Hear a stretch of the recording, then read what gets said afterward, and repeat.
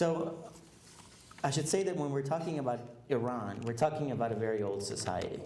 We're talking about a country that is roughly 2,500 years old. It has a strong tradition of nationalism. It has always been a multi-ethnic society, but it has always been bound by religious tradition, even in pre-Islamic times. This tradition, of course, goes under the umbrella of what we roughly call Zoroastrianism. And even when the Arab Muslim invasion came in the 7th century, Iranians really sought to safeguard their historical and religious traditions. And so you had a sense of opposition to Arab rule, and Iranians began fomenting and embracing as a vehicle the Shia branch of Islam from very early on. As many of us in the room know, Iran became officially a Shiite country in the 16th century, but Iran's close relationship to the Shia branch of Islam goes back to the very beginning. Even the practice of Sunniism in the early centuries of Islam were associated with Shiism. Now, Shiism began really as a political opposition movement to the dominant trends of Islam. So the Iranians were always sort of in conflict with the other dominant branch of the religion. And so you ended up essentially with the dualism in the region of the Middle East. You had Sunni Arabs on the one hand and Iranian Shias on the other. So it's an ethnic and religious division, and of course I'm oversimplifying it, but that's the kind of political dimensions that we're talking about that were handed down to us today. Now in the present, it has created an avenue for factions, political factions to come about. In the same sense that a communist during the Cold War was more likely to be aligned with the Soviet Union, a Shiite is more likely to be aligned with Iran politically. It's just the way things are. The countries that are most fearful of the rise and reemergence of a powerful Shia Iran are Saudi Arabia, Jordan, and Egypt. Sunni-Arab countries who happen to be allies of the United States.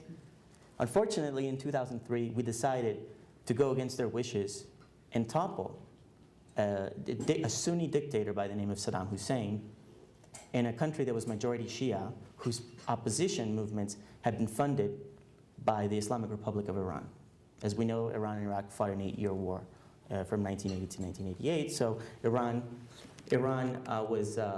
was responsible for fomenting these opposition groups that would eventually come to power.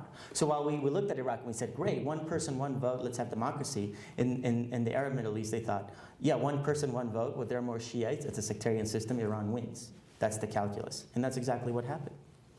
Even people like Nouri al-Maliki, who's the premier of Iraq, who's seen as a sort of the bulwark against Iranian influence, he lived in Iran and he has received a lot of funding from Iran over the years. Even the very nationalist faction of Muqtada Sadr, who is considered to be the anti-Iranian faction and anti-American faction of Iran, Muqtada Sadr now lives in Iran. So Iran has a very masterful way of co-opting Shia groups in Iraq. And after all, Iraq, for a long time, was part of Iran, the Iranian Empire, and the Shia holy cities have been in close connection to Iran for hundreds of years.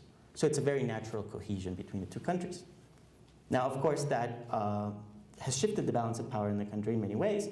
The oil revenue, if you look at oil reserves, you have the second and largest oil reserves, arguably, in the world, that are coming together in a likely alliance, and a likely Iranian Shia bloc with Iraq as a part of it. What the Sunni countries have done is they've fomented some fear. Infamously, in 2004, King Abdullah of Jordan talked about a Shiite crescent rising in the Middle East, try to make create this fear about a rising Iran. And Hosni Mubarak of Egypt went even a step further. He said, in a televised interview, he said, quote, "Definitely Iran has influence on Shiites. Shiites are 65% of Iraqis. Most of Shias are loyal to Iran and not the countries in which they live." So this is saying, if you're a Shiite in my neighborhood, you're a Persian, you're a foreigner, you're pro-Iranian, you're something else, you're the other. And that's the kind of thing you see in Lebanon, and that's the kind of thing you see throughout the Middle East. And that just creates the cycle of natural alliance that occurs on sectarian terms.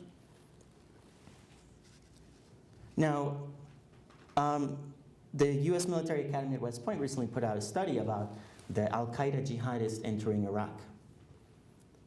And so the idea is, well, why are all these people going there, and why are these governments allowing it? Well, it's to disrupt Iranian influence in the Middle East. Because while we see Iraq and their democratic government as our thing, as our project, as a pro-American democracy, their neighbors see it as an extension of Iran. And here's a quote from that study from the US Military Academy. It says, quote, "As long as the Saudi government, for example, the Saudi government views foreign Sunni militants in Iraq as a bulwark against dominance of Iranian-influenced Iraqi leaders, it is unlikely to invest heavily in stemming the flow of Saudis traveling to fight in Iraq." This is not about us. It's about Iran and the Sunni-Arab world fighting it out in Iraq in a kind of low-level proxy war. That, as we know from the 15-year civil war in Lebanon, it can get a lot worse than it has so far.